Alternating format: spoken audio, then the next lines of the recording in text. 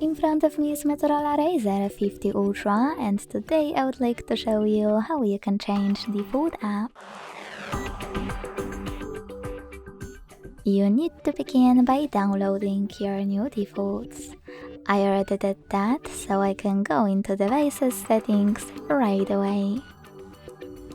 In those settings, scroll down to access apps. Tap on default apps and click on one of those sections. In my case, browser app. Last but not least, to apply a new one, click on it and go back. Thanks so much for watching. If you enjoyed this video, leave a like, comment and subscribe. Bye!